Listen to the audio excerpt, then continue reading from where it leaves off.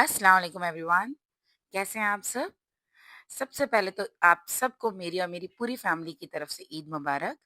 आज है ईद का दिन और ये ईद की सुबह की नमाज़ के बाद का वीडियो है।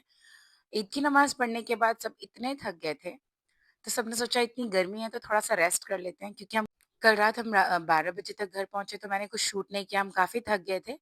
तो सब अनपैकिंग करके कुछ अपने लिए कंफर्टेबल कपड़े निकाल रहे हैं और उसके बाद हम सब ने प्लान किया है कि हम एक स्टेकेशन पे जाएँगे।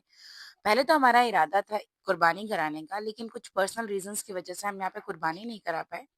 कुर्बानी नहीं हुई तो क्या हुआ, ईद सेलिब्रेशन तो बनता है ना। तो हम सब ने सोचा है कि हम स्टेकेशन के लिए जाएँगे, जहाँ पर पूरी फैमिली साथ वक़्त गुज़ारेगी और नई मेमोरी और नए तरीके से ईद सेलिब्रेट करेंगे। हालाँकि ईद हमें हमेशा अपने ट्रेडिशनल तरीके से ही सेलिब्रेट करना चाहिए, जिससे हमारे बच्चों को पता चले कि हमें फेस्टिवल सेलिब्रेट कैसे करना है। लेकिन हर साल की तरह इस बार हमारी ईद वैसी हुई नहीं। पर नो प्रॉब्लम, हम इस ईद को बोरिंग नहीं बनाएँगे। हमने सोचा है कि चलो ठीक है, हम मोमेंट्स तो एन्जॉय करते हैं कम से कम। शाम के बज रहे हैं 4 और हम सब निकल पड़े हैं अपने स्टेकेशन के लिए। हम ड्राइविंग में ज़्यादा वक़्त नहीं बिताएँगे क्योंकि हमको ऐसा लग रहा है कि अब एक साथ बैठने का सबसे अच्छा तरीका यही है कि आप एक रूम में आराम से बैठकर बातें करें और ये सबसे अच्छा तरीका है अपनी मेमोरीज़ को रिफ्रेश करने का। तो हम होटल की तरफ निकल पड़े हैं। चलिए मैं दिखाती हूँ आपको ओमान। ओमान बिल्कुल अलग है दुबई से। यहाँ आपको ज़्यादा स्काईक्रेपर्स नहीं मिलेंगे, सारी शॉर्ट व्हाइट वॉश बिल्डिंग मिलेंगी आपको। अच्छा, बाकी गल्फ कंट्रीज़ की तरह ओमान नहीं है, ये अपनी कल्चरल आइडेंटिटी को प्रमोट करते हैं। इनके घर बहुत ट्रेडिशनल होते हैं, व्हाइट वॉश्ड होंगे, कर्व्ड डोर्स होंगे, वुडन। ये रूल सुल्तान काबूस के एरा के टाइम से ही बना है कि सारे घर बिल्कुल Arabic authentic Arabic traditional way में ही बनेंगे। तो इसी चीज़ को वो प्रमोट करते आ रहे हैं अब तक। तो यहाँ पर देखा जाए तो रियल एस्टेट का इतना इन्फ्लुएंस नहीं है।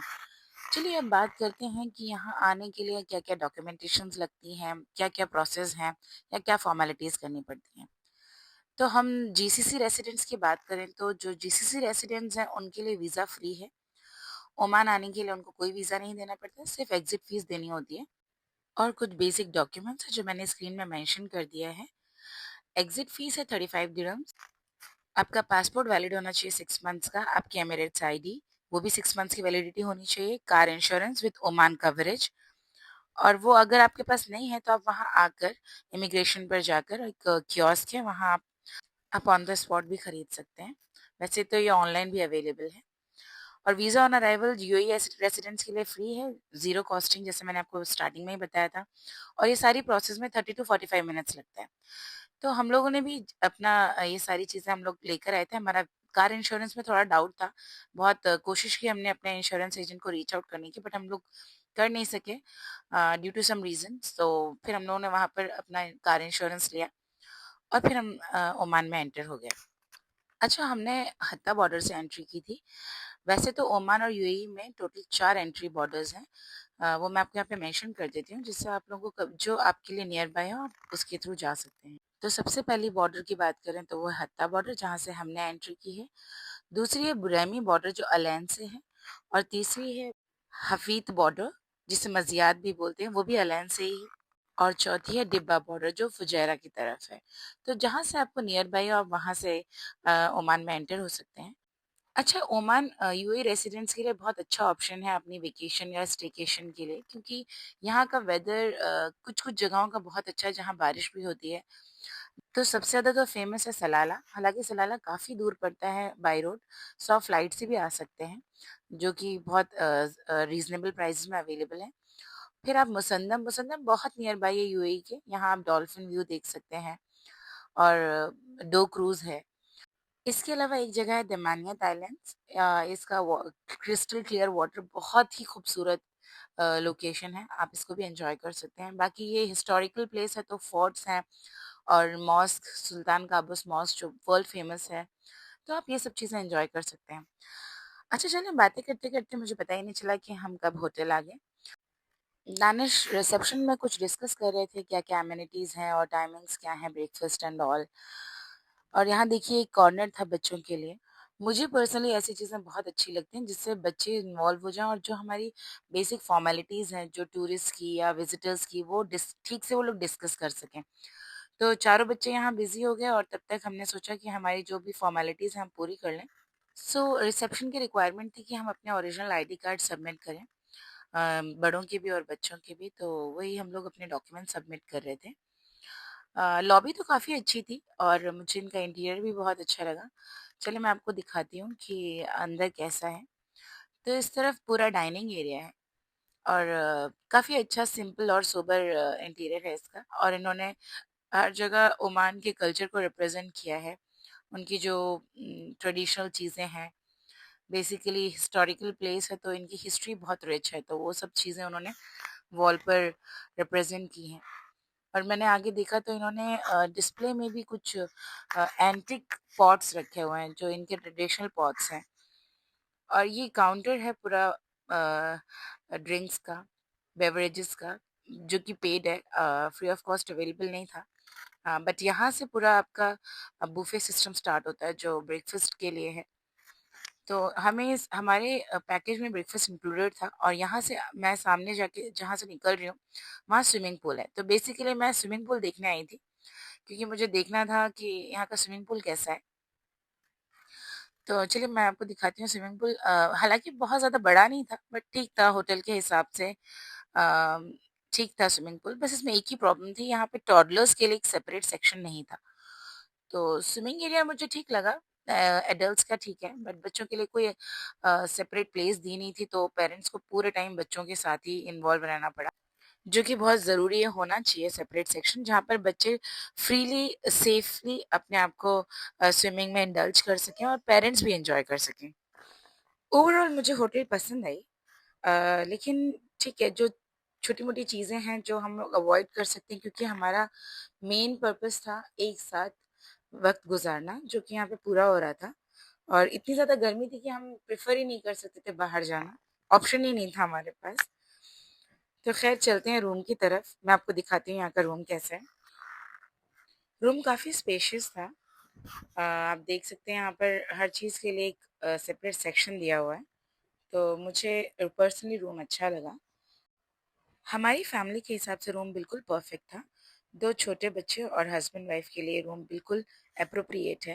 यहाँ पे 2 क्वीन साइज़ बेड हैं, और ये एक जो आप डोर देख रहे हैं ये अटैच्ड एक और रूम है। अगर आपके बच्चे बड़े हैं या फिर आप 4 से ज़्यादा लोग हैं तो आप अटैच्ड रूम भी ले सकते हैं, ये एक अच्छा ऑप्शन है। बस इस होटल से कोई ख़ास व्यू नहीं था, सिर्फ़ सामने एयरपोर्ट था तो लैंडिंग और टेक ऑफ नज़र आता था हम लोगों को। और एक और चीज़ जो मुझे इस होटल की इतनी अच्छी नहीं लगी, विंडोज़ क्लियर नहीं थी। अगर हम लोग को बाहर का कोई व्यू लेना है या हम देखना चाहें तो विंडोज़ काफ़ी डर्टी थी।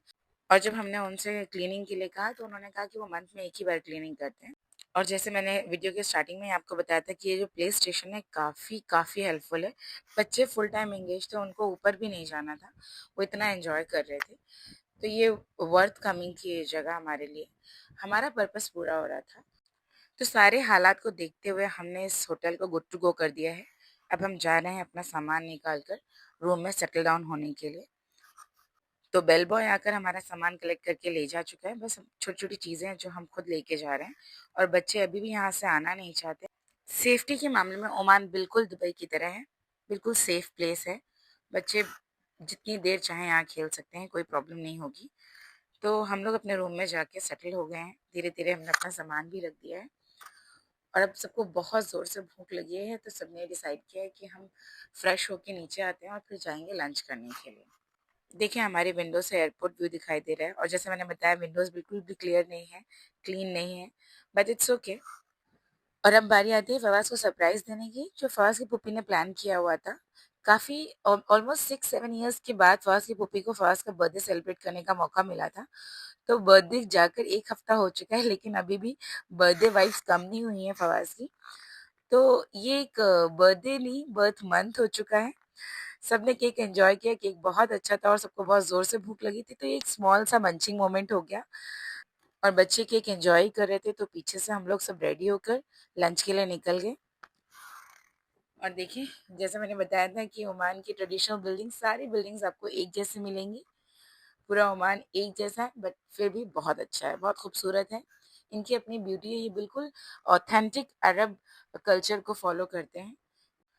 बाकी चीज़ों का तो नहीं पता, लेकिन इन्होंने अपने रोड्स बहुत अच्छे बनाए हुए हैं, काफ़ी बिल्कुल यूएई की तरह इनके रोड्स हैं, और किसी भी कंट्री के डेवलपमेंट का पता तो उसके ट्रांसपोर्टेशन से ही चलता है। तो ये रोड्स पे कोई कॉम्प्रोमाइज़ नहीं किया इन्होंने। तो ये फेस्टिवल है बकरीद का और नॉन-वेज ना हो ये तो मुमकिन नहीं। तो हम सब जा रहे हैं नॉन-वेज रेस्टोरेंट, हालाँकि उसका नाम नमस्कार है, लेकिन वो प्योर नॉन-वेज रेस्टोरेंट है।